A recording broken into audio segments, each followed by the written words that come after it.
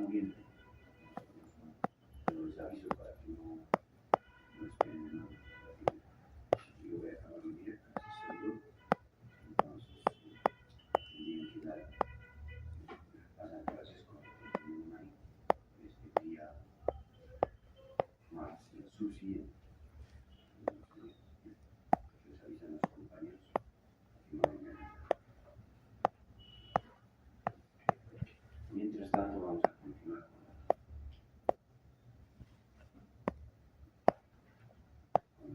el tema. Hoy es circulación pulmonar.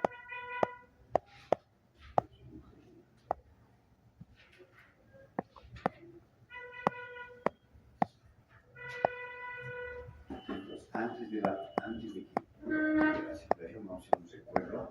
Vamos a hacer la hojita de asistencia. Habíamos hablado, habíamos dicho que una vez que llega el corazón, gracias.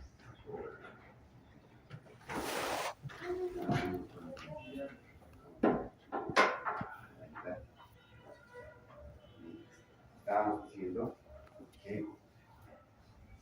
van ayer rápidamente porque nos apuran. Entonces estábamos llevando las hipoxias prepulmonares, pulmonares y postpulmonares, ¿se acuerdan, no? Entonces, en las clasificaciones que van a ver en otros textos, hablan de hipoxia hipovárica, hipoxia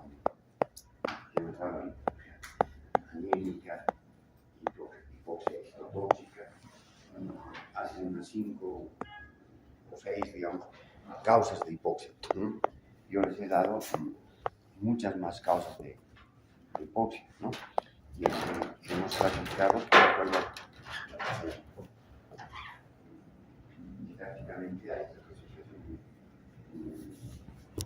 una medida, igual que insuficiencia prerenal, renal, posrenal, posrenal, producto de una obstrucción, y la prerenal, que tiene que ver con el aporte de volumen.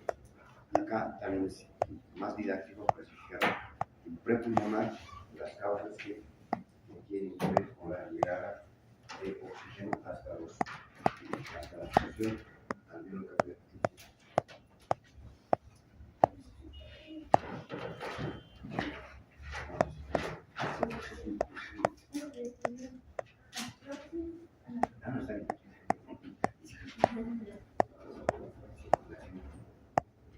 Entonces decíamos que las causas de hipoxia las podemos dividir desde el punto de vista etiopatogénico en prepulmonares, todas las causas que disminuyen la llegada de oxígeno seguido.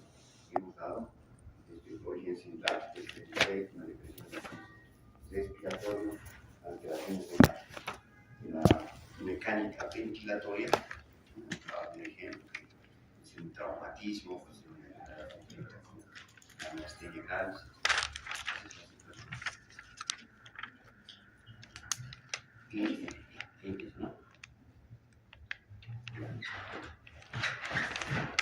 Y habíamos dicho que esas causas son las prepulmonares, antes de la difusión alveolar.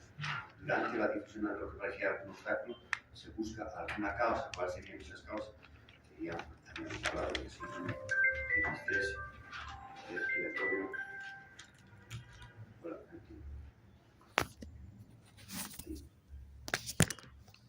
Sí, pero voy a llegar un poquito tarde. Tengo permiso de jefe. ¿Tú dónde estás? Ya. No, procede nomás, Frankie. Procede nomás. Yo voy a llegar al tercer paciente. Sí, tenemos 6 todavía. Bien, después de esto, ¿tienes?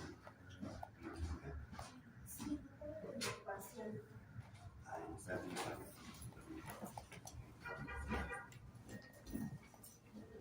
Entonces, los que estaban ayer, rápidamente habíamos visto las causas de hipoxia, prepulmonares, pulmonares, postpulmonares. Las prepulmonares, todo lo que tiene que ver con alteraciones antes de la difusión alveolar.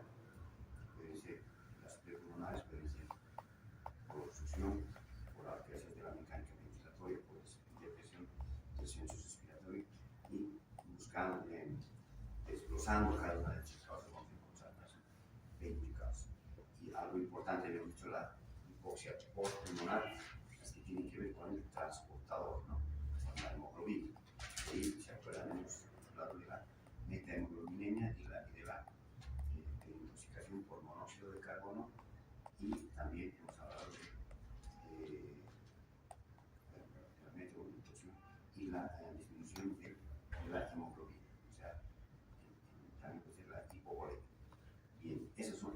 más importante de lo anterior.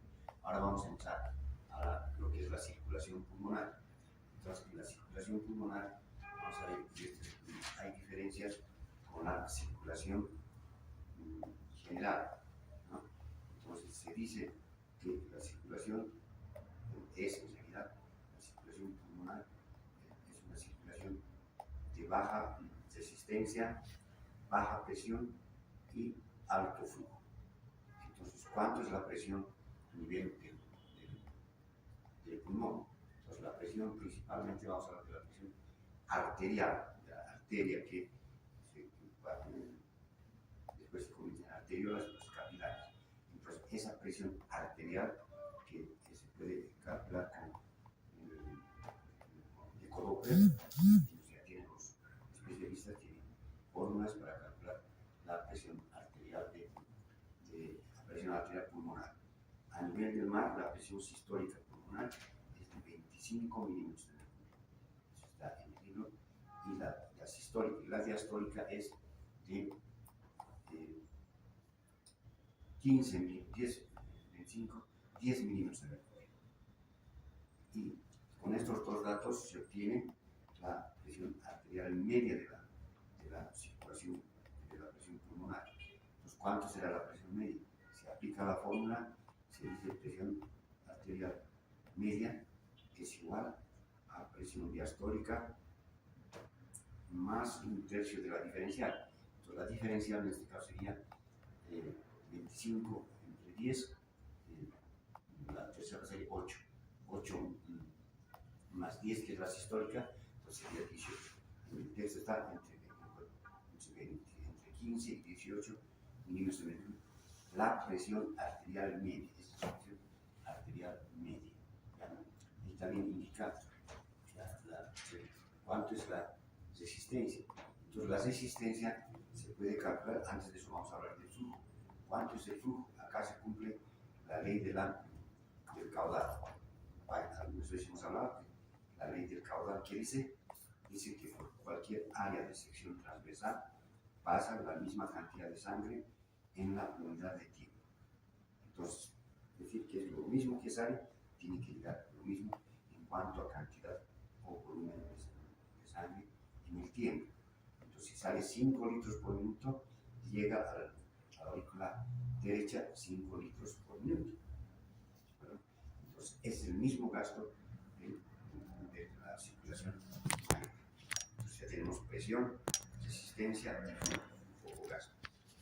Nuevamente, entonces, el gasto cardíaco, ¿cuánto es en la circulación pulmonar? 5 litros por minuto. La presión de la arteria pulmonar es, dependiendo de cuánto sea la sistólica, se hace el cálculo, sale entre 15 más o menos 2 si ustedes quieren, algunos textos dicen 15, otros dicen 13, pero la presión sistólica es siempre 25.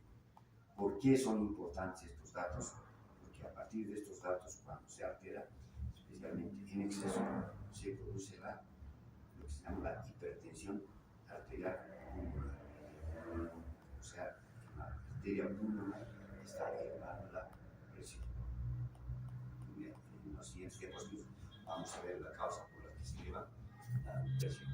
Ahora, también dice a nivel sistémico, otra diferencia es que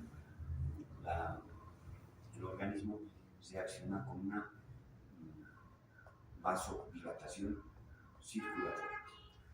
¿Ya? Cuando hay hipoxia, en condiciones de hipoxia, o sea, disminución de la presión alveolar de oxígeno, la circulación mayor se acciona en cuanto al CO2 con una vasodilatación. A nivel del pulmón, cuando disminuye la presión alveolar de oxígeno, ¿ya? Los vasos pulmonares van a reaccionar con ¿qué? Una vasoconstricción pulmonar hipóxica. Y eso va a dar origen a un aumento del CO2. Sí, aumento del CO2, de la presión arterial de CO2. Vamos a ver. Entonces, esas son las 3 principales o 4 principales diferencias entre la circulación mayor. Y enseguida vamos a ver otras características, pero no hemodinámicas. Ustedes saben que la hemodinámica se refiere estudio de la sangre en movimiento. ¿Cuáles son los factores que nos van a determinar que la sangre esté circulando bien, hemodinámicamente? Porque decimos en nuestro lenguaje, decimos hemodinámicamente está bien, está mal, o está inestable, o está total, hemodinámicamente está inestable. Porque eso es una circulación mayor que se puede controlar. En la circulación menor generalmente se hace estudios que enseguida vamos a ver. Ya, arterias pulmonares. ¿Qué características tienen las arterias, las paredes de las arterias pulmonares? Son más delgadas, pues de baja resistencia, son más delgadas que las paredes de la circulación mayor, concretamente las arteriolas. No se olviden que la presión arterial, la ley de Ohm, que dice presión arterial es igual a gasto cardíaco por resistencia vascular periférica. Esa resistencia está dada por la resistencia que ofrecen las arteriolas, ¿no? Ahora aquí las arteriolas en la circulación pulmonar son delgadas porque tienen poco tejido elástico y también tiene poco músculo liso, ¿ya? Por eso se distiende más. Y también son elásticas, pero lo que tiene es poco músculo liso en cuanto a las paredes de la circulación pulmonar. Entonces, ya estamos estableciendo las diferencias entre la circulación mayor y circulación menor. Entonces, uno son las presiones, el flujo y la resistencia, y otro es la estructura microscópica de las paredes vasculares, en este caso, de la circulación mayor y de la circulación mayor. Ya les he dicho. Este es otro, ¿no?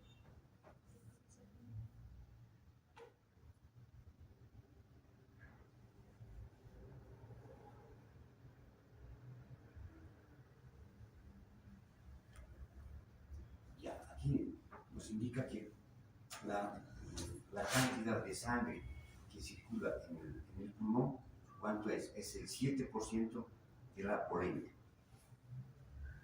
¿Cuánto es la volemia? La volemia es el 7% de la circulación,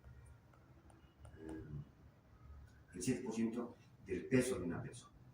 Si una persona pesa 60 kilos, 6 por 7, ¿cuánto es?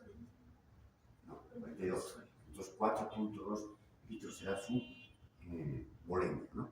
Y de esa volemia, el 9% es, aquí dice el 7%, el 9%, normalmente la volemia se calcula como la volemia total, ustedes también lo estudian en sangre y en circulatorio. ¿Cuánto es la volemia total?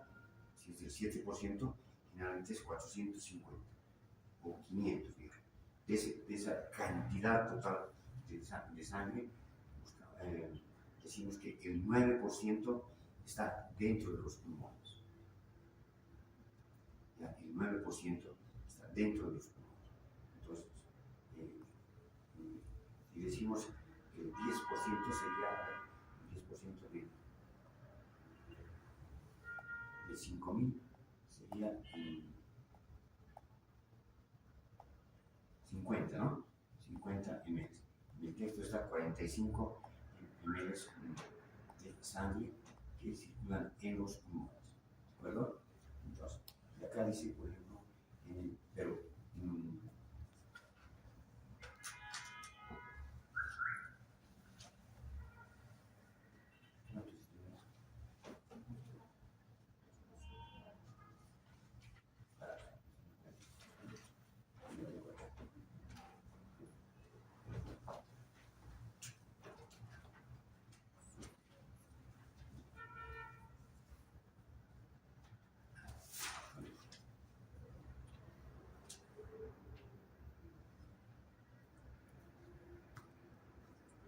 ahora tienen en la diapositiva más clarito que el 9% de la volemia está dentro, circula dentro de los pulmones, ¿de acuerdo? El 7% circula en el corazón, o sea, menos cantidad de sangre circula en el corazón, ¿de acuerdo? En el adulto normal dice el gasto cardíaco, en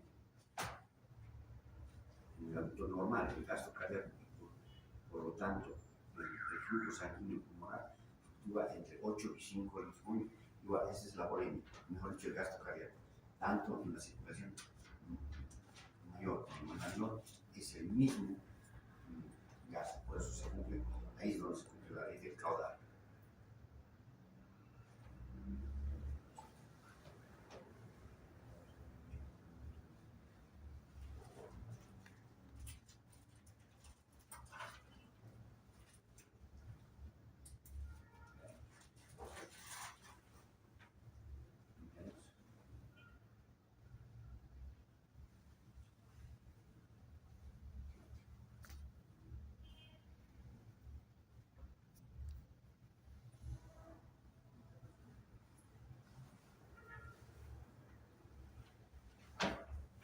Esto es bien reiterativo. La presión parcial normal a nivel del mar es de presión arterial pulmonar a nivel del mar es de 23 a 25 milímetros de mercurio, dice la sistólica. Y de 6 a 10 milímetros de mercurio es la diastólica. Estamos reiterando, eso también está en los libros, y acá se obtiene la presión arterial media. Entonces, ¿cómo se puede medir las presiones pulmonares, la presión capilar y la presión de auricular? De la auricular derecha, por ejemplo, es a través de un catéter. A ver, les voy a mostrar, creo que aquí tenemos el catéter.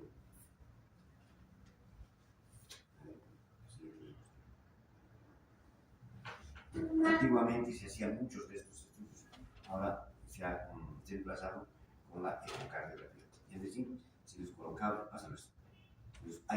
se les colocaba por vía periférica, por las arterias ilíacas, entraba un catéter y llegaba hasta la vena, la vena cava superior o la vena cava inferior, y llegaba hasta las aurículas. Cuando llega este catéter, se llama catéter de Swan-Ganz, SWAS-Ganz, catéter de Swan-Ganz. De este catéter van a hablar mucho en fisiopatología, porque donde se practicaba o se practica actualmente estos estudios en las salas de terapia intensiva para ver cómo están las presiones a nivel tanto de aurícula derecha, ventrículo derecho y la arteria pulmonar y capilares pulmonares. Y al obtener la presión en los capilares pulmonares, se infiere que es la misma o una diferencia de 1 o 2 milímetros de mercurio de la aurícula derecha. Entonces, cuando se introducía este catéter, fíjense, ahí está el catéter de Swan-Ganz, entonces viene, va bajando, llega hasta la aurícula derecha, ¿no? Pasa la válvula, en este caso tricuspidia, y sube, se fijan aquí donde está marcado.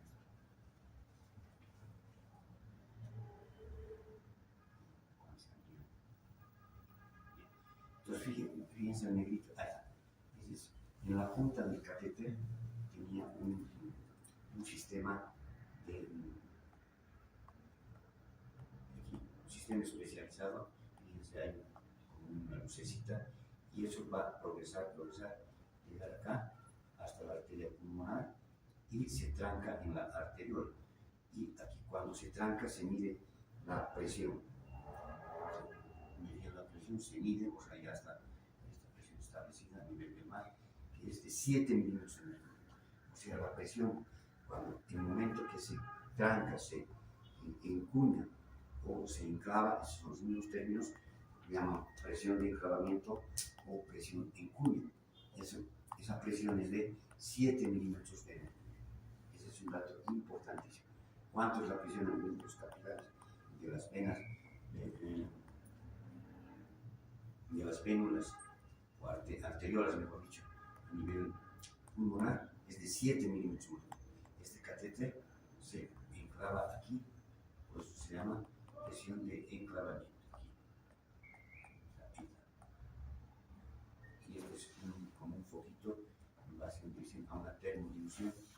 Entonces, eso mandaba la información al monitor y reportaba el dato de la presión arterial, tanto en la aurícula derecha, en el ventrículo derecho, y cuando se trancaba aquí, las arteriolas antes de pasar a los capilares, pues ya no pasaba más. Los capilares son sumamente delgaditos en diámetro y se decía, esta es la presión incuna o de enclavamiento, y ahí se deduce de esa presión capilar, que es 7 milímetros de mercurio, se deduce que la presión acá en la aurícula izquierda es de 2 milímetros a 5 milímetros de mercurio en la aurícula izquierda. ¿Cuánto es la presión en la aurícula izquierda? De 2 a 5 milímetros de mercurio de presión.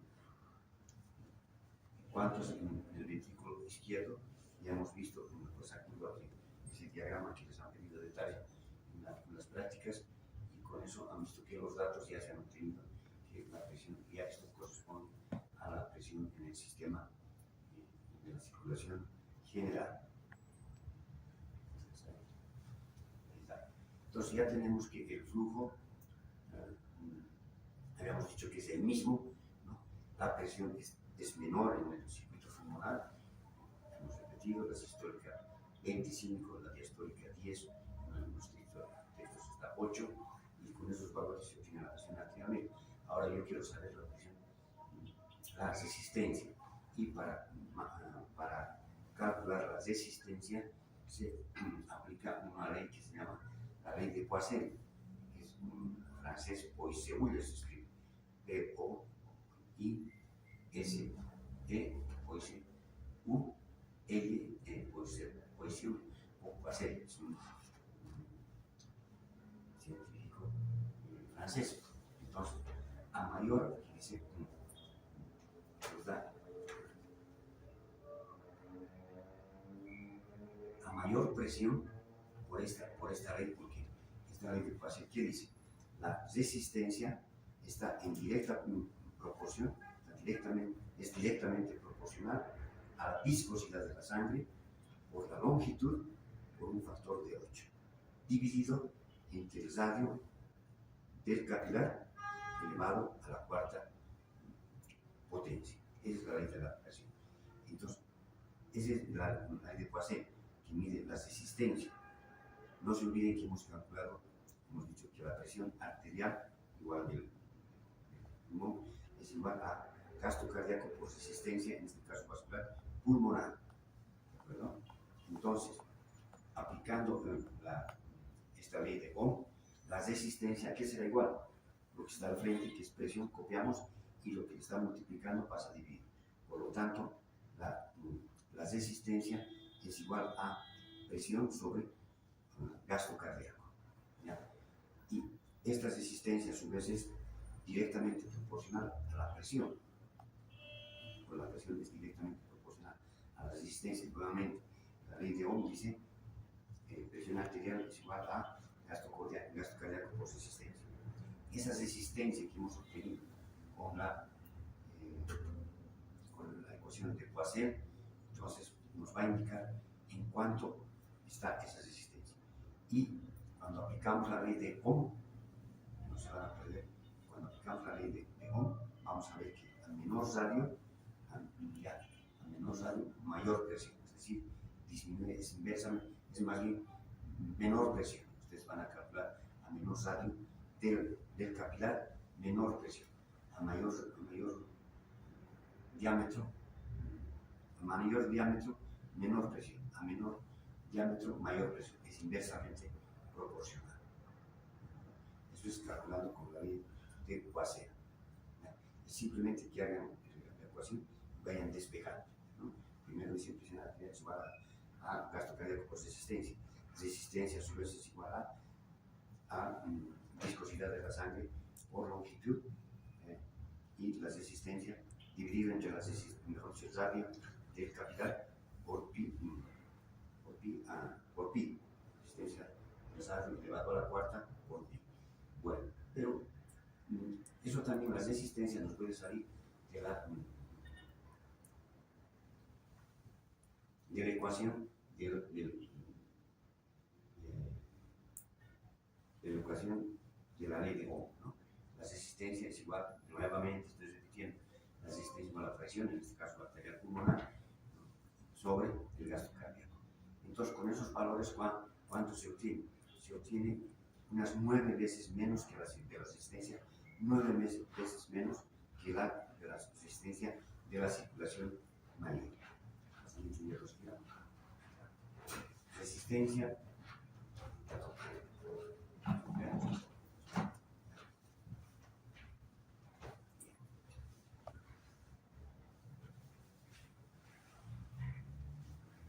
lo que les decía, la resistencia es inversamente proporcional a su radio. Claro, porque esa resistencia está, digamos, en el numerador y el radio está en el denominador. Eso tiene que imaginarse dentro del capilar pulmonar. Estamos diciendo ese radio de qué? De los capilares pulmonares, ¿de acuerdo? Y de las arteriolas. Entonces, cuando aumenta esta resistencia, disminuye. Cuando aumenta este radio, disminuye la resistencia. Por eso es inversamente proporcional. Y así puedes relacionar con la presión arterial a través de la parte de la de Ohm. Simplemente anótense las dos ecuaciones y van a hacer que ustedes saben con la medicina cómo se despejan los factores.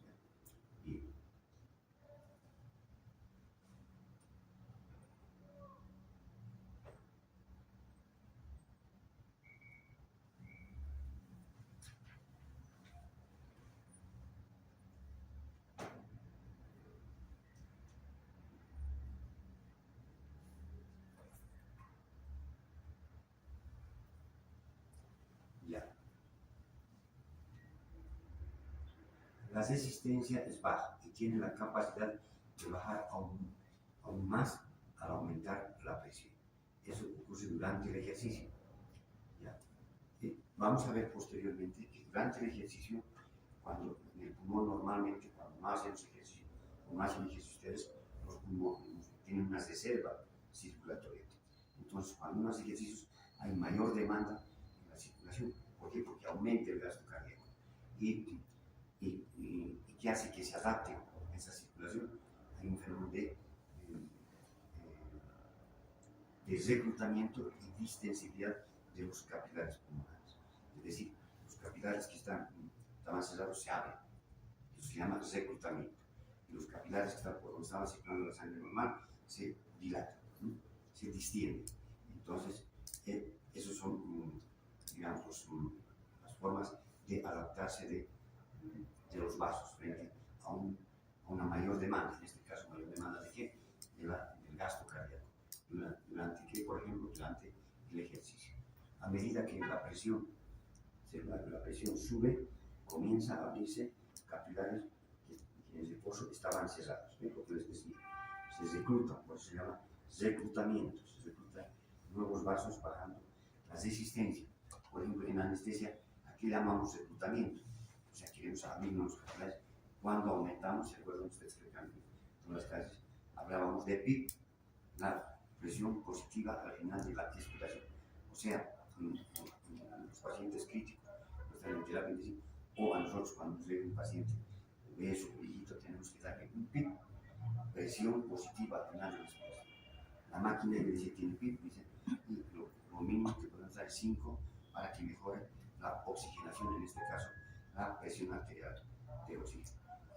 Ya les había dicho también, si no se acuerdan, se han venido, que hasta 25 de PIB se tolera. Si el organismo requiere más de 25, ya algo anda mal, es decir, el paciente está grave en la esfera pulmonar y seguramente en otros órganos. Vamos. Entonces, ahí está el fenómeno de reclutamiento. Este dibujito lo van a encontrar en cualquier libro, está en los RADES, no han visto que está en el libro, pero la parte teórica sí está en el Writer, ahí está, los capilares como estos son. El primero es fenómeno de, eso es normal el primero. El segundo es el reclutamiento, o sea, los capilares que se abren y los que estaban normalmente circulando se distienden. Reclutamiento y distinción. Reclutamiento y distinción. Entonces es una forma de adaptarse aquí a la demanda de oxígeno. Por ejemplo, en qué casos, que aumente el gasto cardíaco, no solamente durante el ejercicio, también en algunas enfermedades aumenta el gasto cardíaco. Cuando han llevado circulatorio han visto que varias causas aumentan el gasto cardíaco, hasta en la anemia el gasto cardíaco está aumentado, ¿se acuerdan? Bien, una siguiente diapositiva. Bien, aquí pasamos. Bueno, esta es una parte interesante de la circulación pulmonar. ¿Qué sustancias contraen esos vasos pulmonares y dilatan esos vasos pulmonares? ¿Y en qué casos vamos a querer que principalmente dilaten los vasos pulmonares? En casos de hipertensión arterial pulmonar, es decir, en casos de, por ejemplo, vasoconstricción pulmonar hipóxica. Cuando hay en el alveolo menos presión de lo normal, ¿cómo reaccionan los vasos pulmonares? Con vasoconstricción. Entonces, la vasoconstricción pues, se llama, por eso se abrevia VHP, vasoconstricción pulmonar y hipóxica pulmonar. V mayúscula, H mayúscula, P mayúscula. Entonces, vasoconstricción pulmonar hipóxica o hipóxica pulmonar. Ahora, ¿en qué casos va a disminuir la presión a nivel de los alveolos? En todos los casos que van a generar hipoxia, ¿cierto? Principalmente se habla de que cuando una persona asciende a una altura, o sea, asciende del nivel del mar a lugares altos, no se olviden que más de 140 millones del total de la población mundial viven en la altura. 140 millones de personas viven en la altura. Entonces estamos incluidos a más de 2.500 metros sobre el nivel del mar.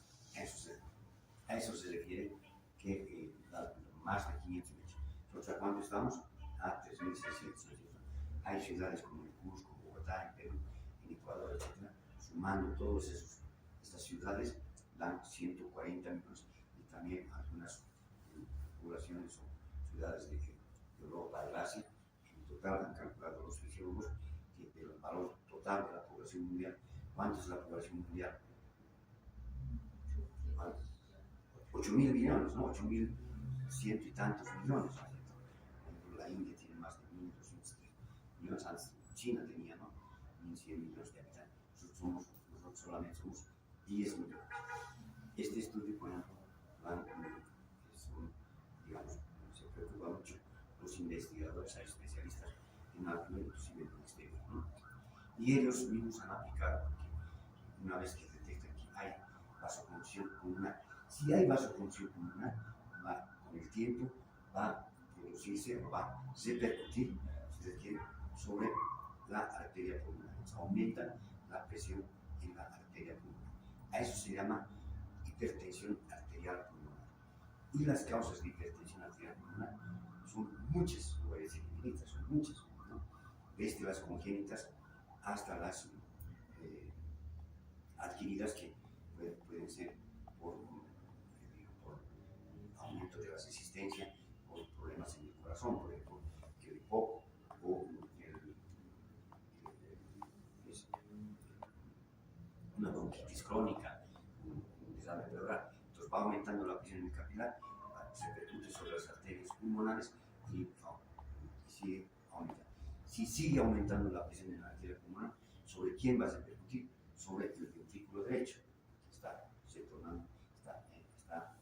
digamos, haciendo más fuerza, digamos, el ventrículo derecho. ¿Para qué? Para mandar sangre hasta los capilares para que se oxigene, ¿no?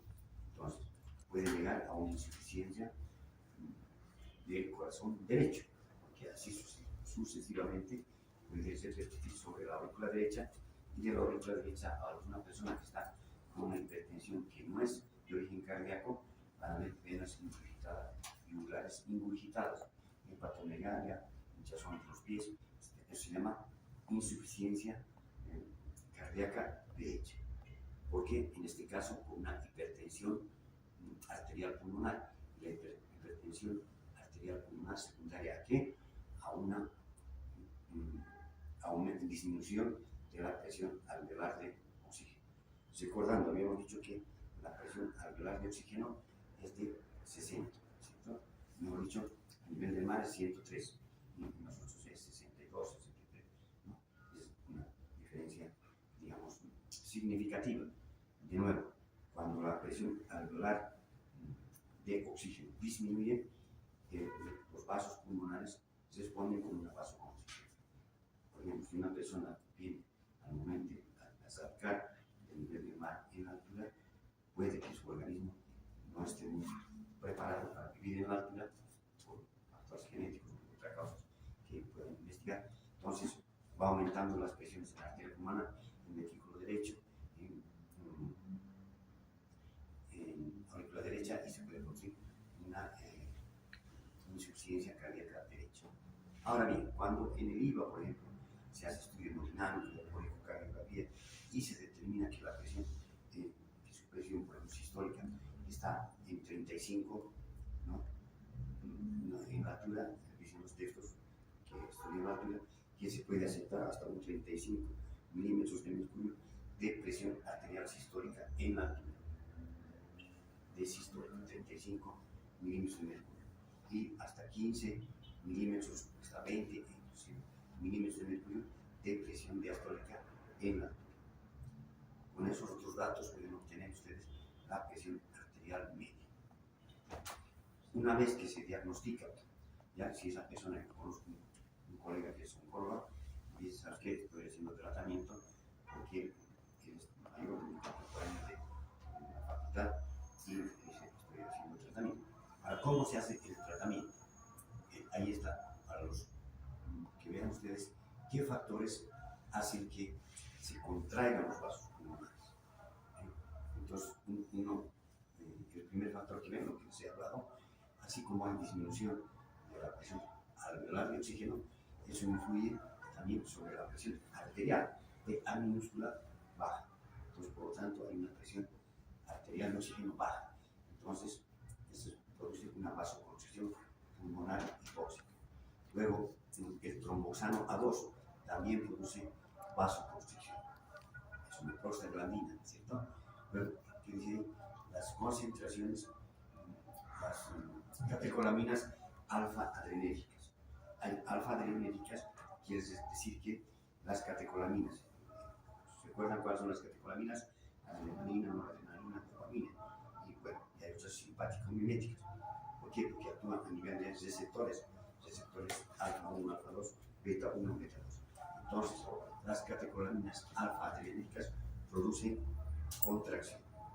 También a nivel periférico producen contracción, porque actúan sobre receptores alfa-1.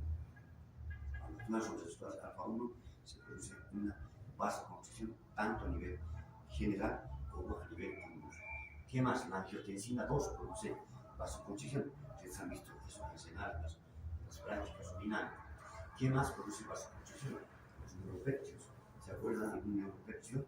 Por ejemplo, las encefalinas y las endorfinas son neuropéptidos, que son unos mediadores químicos que, mejor dicho, unos mediadores químicos que participan en la inhibición del dolor. ¿Se acuerdan? Las encefalinas y endorfinas estimulan, más bien cierran los canales del calcio para que se produzca aumento de los péptidos opioides, ¿no? Que son la proencefalina, la endorfina, etc. Y esos van a fisiológicamente controlar o modular el dolor. Catecolaminas alfa-adrenérgicas, angiotensina 2, neuropéptidos. ¿Qué más? Serotonina. La serotonina también es un vasoconstrictor a nivel pulmonar. Existen personas que utilizan inhibidores de la recaptación de la serotonina, por ejemplo, los antidepresivos.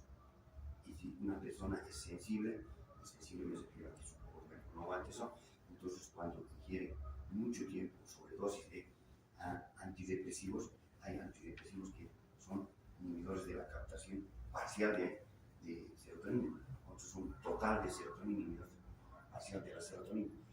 No se olviden que a su vez la serotonina es, a nivel central, es la hormona de la felicidad, ¿cierto? Por eso cuando se le da da un antidepresivo, se ponen más eufóricos, más tranquilos, por eso es antidepresivo, porque actúa sobre la recaptación de serotonina. Entonces, si no dejas de captarse, que sigamos de captar, aquí vuelve a entrar al elemento presináptico o al botón presináptico, una vez que abre los canales a donde se dirigen la serotonina. Entonces, para que se produzca vasoconstricción, seguramente va a actuar en vez de los receptores alfa-1, ¿cierto? Bien, ¿qué otro? La endotelina. Esta endotelina es importante porque han hecho estudios que la causa del aumento de la presión arterial en la altura es a causa de la endotelina 1. Por eso el tratamiento que se da en estas personas que tienen hipertensión arterial pulmonar, en personas que también tienen, por consiguiente, cuando un caso tiene fibrosis pulmonar, es decir, que una inflamación crónica de los pulmones va a contraer los vasos y va a repercutir sobre el corazón derecho, el ventrículo derecho. Entonces el médico que le da inhibidores de la endotelina 1. No hay aquí, alguna vez mi colega también estaba con hipertensión, otro colega no se ha hablado, y se produce, se hace el tratamiento con inhibidores de la endotelina. ¿Cuál es ese inhibidor? Forma comercial, es el Bosentan, con el Bosentan. Ahora le vemos el Bosentan dice que su efecto colateral es muy fuerte, ¿no? Pero inhibe a la endotelina 1. ¿Qué más tenemos? Endotelina, la histamina y las prostaglandinas y el CO2 elevado. Lo que habíamos dicho, el CO2 elevado produce vasoconstricción pulmonar con hipoxia, vasoconstricción pulmonar y hipoxia. O sea, el tratamiento será al revés. Entonces, la histamina que se secreta durante episodios de alergia, ¿no? La alergia es una producción de histamina y la histamina es un potente vasodilatador. Entonces, y las prostaglandinas, hay algunas prostaglandinas que en este caso había usado el trombosano que produce vasoconstricción. El CO2 elevado con la hipercamia produce con el tiempo aumento de la presión de la arteria pulmonar. Ahora sí, vamos a ver. Esta parte, ¿no?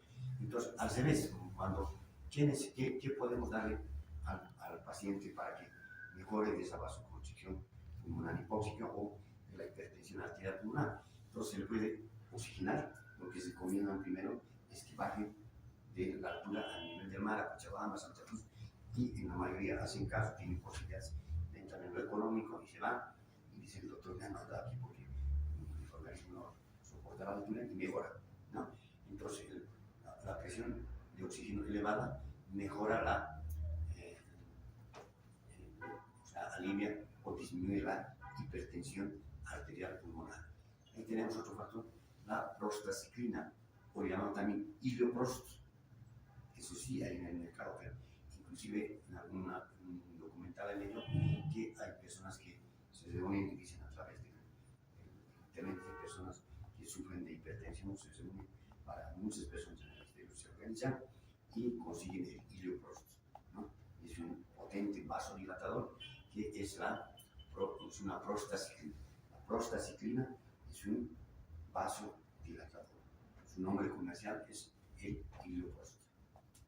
Eso disminuye la presión arterial arterial pulmonar. ¿Qué otras sustancias producen? El óxido nítrico. Por eso hay algunas sustancias que aumentan la síntesis de óxido nítrico, como por ejemplo los inhibidores de la fosfodiesterasa. La fosfodiesterasa es una enzima que metaboliza al AMP cíclico. Entonces no deja que el AMP cíclico se metabolice esta fosfodiesterasa y por consiguiente aumenta los niveles de GNP cíclico. Y ese GNP cíclico, ¿qué va a hacer? Va a aumentar la síntesis de óxido nítrico. Acá no tenemos, no he visto, pero se habla mucho del óxido nítrico que se puede hacer por inhalación. Potente, potentísimo vasodilatador. ¿Perdón? Entonces ya tenemos el óxido nítrico, la bradicinina. La bradicinina también ustedes saben que es parte del paquete inflamatorio. Y acá tenemos otro sustancia que es simpático, la dopamina. Hemos dicho que la racina también es un vasodilatador. La acetilcolina, bueno, puede ser un potente vasodilatador, pero es un potente también broncoconstrictor. Es decir, produce vasodilatación a nivel arterial, pero a nivel de los bronquios produce todo lo contrario, produce broncoconstricción. Eso nosotros vemos en la broncoconstricción, nosotros vemos en quirófano cuando en algún paciente que tiene anémica, el bronquio se contrae y se llama espasmo bronquial. Entonces queremos darle oxígeno con presión positiva y a veces no se puede. Entonces hay que aumentar la relajación para que el oxígeno entre sí o sí, hacer todo su trabajo fisiológico que ya hemos explicado en anteriores clases. Y la dopamina, que es un derivado, más bien de la dopamina deriva la adrenalina y la noradrenalina. Por lo tanto, es una amina simpático-mimética. Es una catecolamina, sería la dopamina. ¿Ya? Se puede utilizar en ampolas de 50 miligramos, se ha utilizado bastante cuando quería elevar la presión y proteger al riñón. Entonces, dosis dependiente hace que se proteja al riñón, por la razón de 5 microgramos kilogramos de peso en infusión en un microgotero. Eso produce protección, mejor dicho, vasodilatación a nivel glomerular. Pero también, si aumentamos la dosis, va a producir efectos beta, y si aumentamos mucho más, efectos alfa. Estamos hablando de la dopamina. ¿Ya? Entonces, es una amina simpático-mimética o una catecolamina. Porque de la dopamina deriva la adrenalina. Van a pasar la síntesis, cómo se siente. ¿Qué más? ¿Hacia abajo?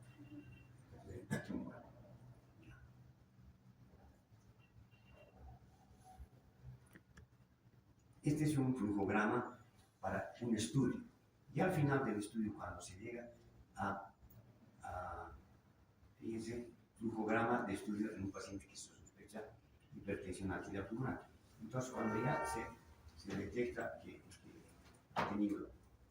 tiene hipertensión pulmonar, pues se hace otro estudio y finalmente son algoritmos o en este caso flujogramas, es decir, un conjunto de pasos que hay que seguir.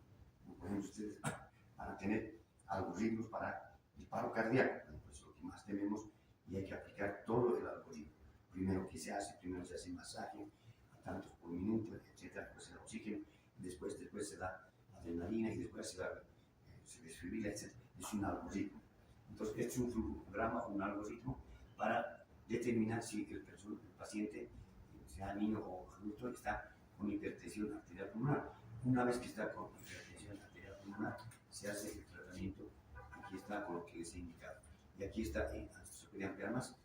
Ahí van a leer ustedes que inclusive se utiliza inhibidores de los canales del calcio, ¿no? Por eso, al inhibir el canal del calcio, entonces aumenta, disminuye la resistencia vascular. Entonces eso va a producir una disminución de la presión arterial de oxígeno. Acá se dice inhibidores de los canales del calcio, que son el nifedipino, el verapamilo, principalmente, algunos más que no recuerdo, inhibidores de los canales del calcio, el verapamilo, lo que utilizamos bien en la prueba, que hemos dicho, es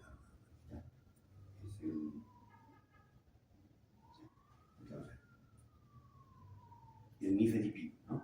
Para la presión, por ejemplo, se utiliza el amlodipino, bloqueante de los canales del calcio, bloqueantes, el diltiazem, estaba olvidado, ya me he acordado, esos son los 3 inhibidores del canal, debe haber otros, pero los que más, los clásicos son la nifedipina, el diltiazem y el verapamil, inhibidores de los canales del calcio. Como cualquiera, algunos son bien comprimidos para tratamiento por vía oral, otros por vía parenteral, ¿no? Las dosis, etcétera, van a verlos en las siguientes pasadas, van a verlo en materias clínicas. Entonces ahí está, se da oxígeno y se dan medicamentos, en este caso le dan inhibidores de la fosfodiesterasa y el óxido nítrico, ¿no? Ya, haz el siguiente. Ahí está resumiendo lo que les decía, ¿no? A nivel, y estos estudios ya han hecho en la altura, ¿no? esa vasoconstricción pulmonar hipóxica se refiere a qué? A que se bloquean los canales del potasio y por ende ingresa el calcio y el calcio va a generar vasoconstricción. ¿Por qué? Porque el calcio actúa a nivel del músculo liso sobre la calmoglobina en las células del músculo liso, células epiteliales, y eso hace que se contraiga el músculo y por lo tanto se cierre más y más, aumente la presión en la pared de los vasos pulmonares. De nuevo, la vasoconstricción en la arteria pulmonar es calcio dependiente. Por eso se da inhibidores del calcio, ¿no? El calcio se acumula por esa falta de oxígeno, se acumula dentro de los canales del potasio se cierran, el calcio ingresa y es el calcio el que va a producir aumento de la contracción del músculo liso, y ese aumento de la contracción del músculo liso es la siguiente.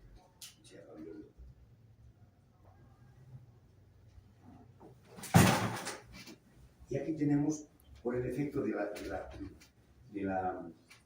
la gravedad, West, ¿no?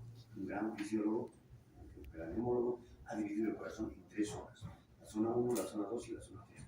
La zona 1 es una zona de mucha ventilación y poca perfusión, quiere decir que llega más aire, más oxígeno a la zona 1, pero no está bien perfumida, no llega mucha sangre, ¿de acuerdo? Y a este nivel la relación ventilación-perfusión es de mayor a 0,8. 0,8 es lo normal, y eso es lo normal se produce en la zona 2. ¿Ya? La zona 2 es una zona de igual presión, igual resistencia, buena resistencia, mejor dicho, igual ventilación y mejor presión o flujo. Ahí está, en el libro también está. ¿Ya? Y su relación ventilación-perfusión, ¿cuál es? 0,8. Y abajo está la zona 3, y en la zona 3 hay mayor, por la gravedad, hay mayor llegada de sangre y está menor ventilada. Es una zona poco ventilada y muy perfumada. Y la relación ventilación-perfusión es menor a 0,8. Entonces, esa relación ventilación-perfusión, ¿de dónde obtengo? La ventilación es 4 litros por minuto, ¿ya? Y la perfusión es 5 litros por minuto. 4, ¿de dónde hemos obtenido la ventilación? De multiplicar o de resolver la ecuación frecuencia respiratoria por volumen del espacio muerto. Primero abro paréntesis, volumen corriente menos volumen del espacio muerto. Entonces, ese es el volumen minuto alveolar.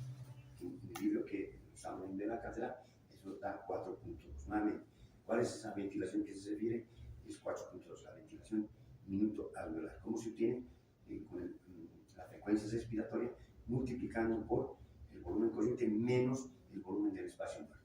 Entonces, lo normal es 0,8. ¿Por qué? Porque se divide esos 4 entre 5, 5 que es el flujo o el volumen minuto cardíaco o el gasto cardíaco.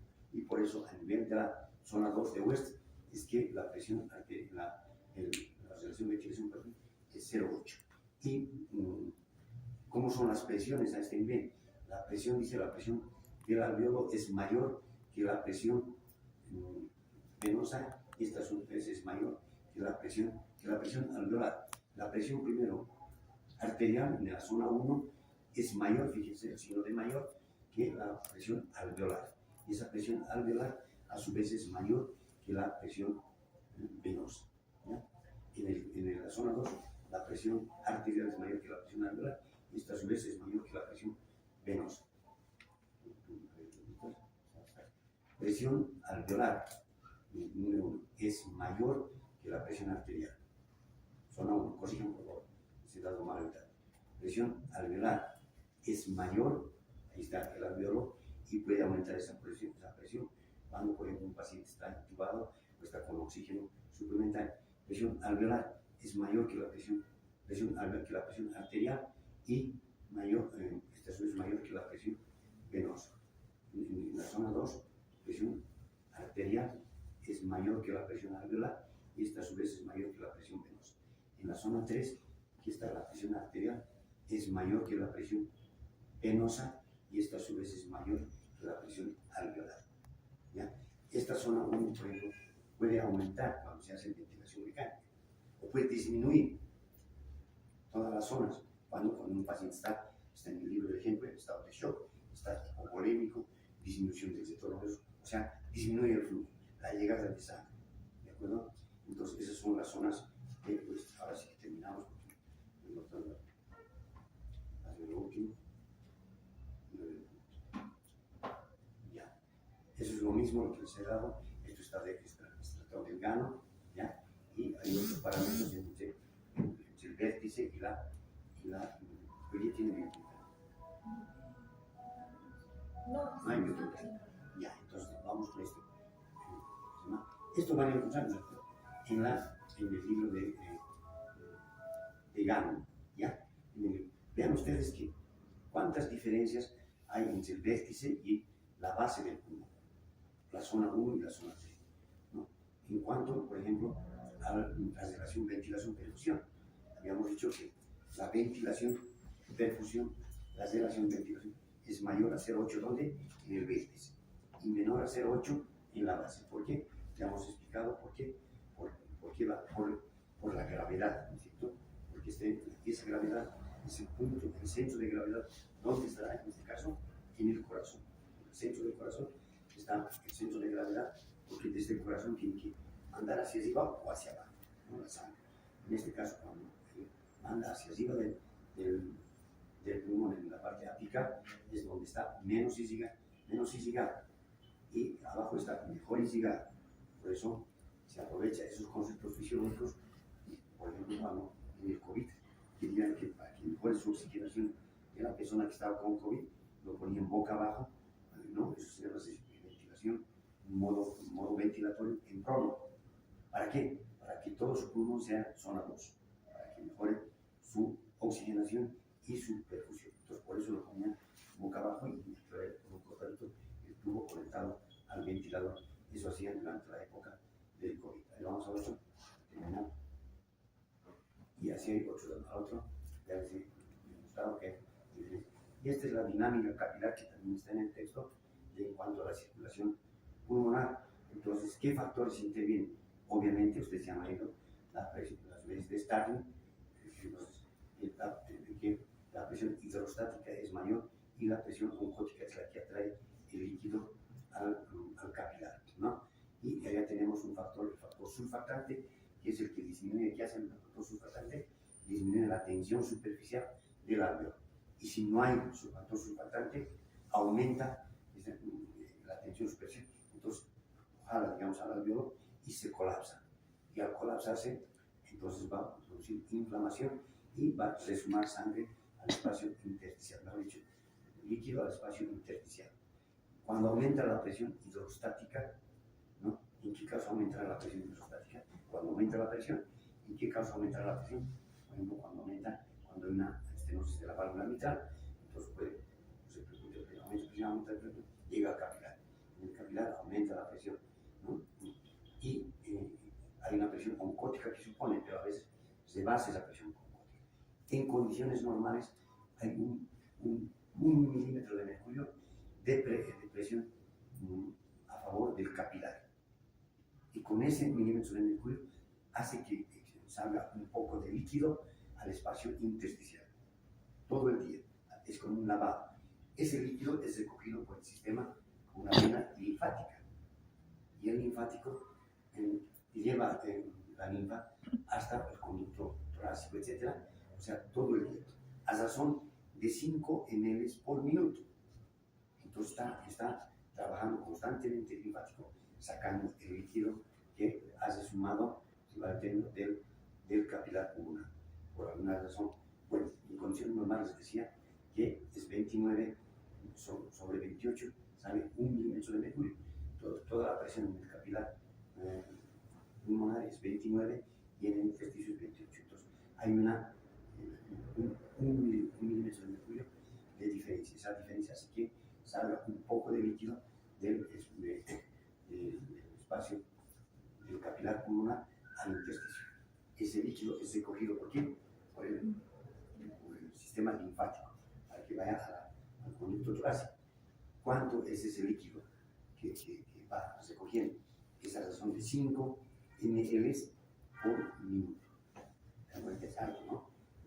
Por hora, ¿cuánto será? 5 por 6 en una persona que pesa, no quiere decir en una hora, 5 por 6, 30. 3 ml o 30 ml en una hora. ¿Cuánto será en el día? 24.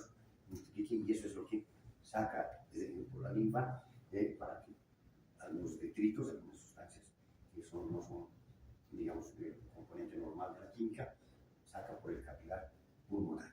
¿De acuerdo? Bien. Hasta aquí, bueno, pasa. Jóvenes, informen a sus compañeros que probablemente, bueno, como no vienen igual, pero para ustedes, que vienen la hojita por favor de ya, entonces, ya, vamos a presentar esta otra prueba. ¿Verdad? Por eso precisamente,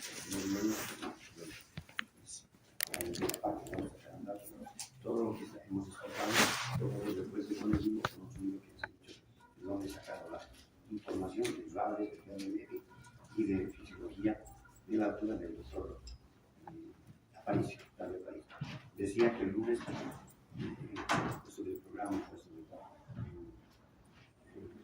la distribución que hacemos con los docentes, nosotros tenemos también la parte de circulación y transporte del oxígeno del CO2. El CO2 no nos faltaría. El CO2 se transporta hasta los pulmones y se elimina, pero la mayor parte está como bicarbonato, ¿listo? ¿No? En un 63 a 67% como bicarbonato hay un CO2 disuelto en un CO2 que está unido a la hemoglobina, oxihemoglobina. Y ese CO2 disuelto que también se puede calcular por la ley de Henry. ¿Cuánto es la coeficiente de solubilidad del CO2? Ya hemos dicho que es de 0.06 del CO2, 0.06 ml por cada 100 ml de sangre. Es diferente del grado arterial y grado venoso. Se puede calcular la cantidad de concentración de oxígeno y la concentración del CO2. Ese CO2 que vuelve de los tejidos, cuando estamos terminando, va a los pulmones, pero es transportado en forma de bicarbonato en 63-67%, y también como CO2 disuelto y como CO2, digamos, junto con la hemoglobina, ¿no? Se llama carboxihemoglobina. Entonces, en esas formas, van a ver en cualquier libro se transporta el CO2. Listo, joven. Si tienen alguna pregunta, no, bien. Nada, traten de estudiar con la bioquímica y esto se pasen para las prácticas, porque estamos haciendo, nosotros estamos dentro del capítulo, estas prácticas y estos problemas, casos. ¿Tienen una pregunta? Ya. Bueno, la recomendación es que lean hipertensión arterial, fisiopatología, énfasis sobre hipertensión arterial pulmonar, que es nuestra patología de la, ¿cierto?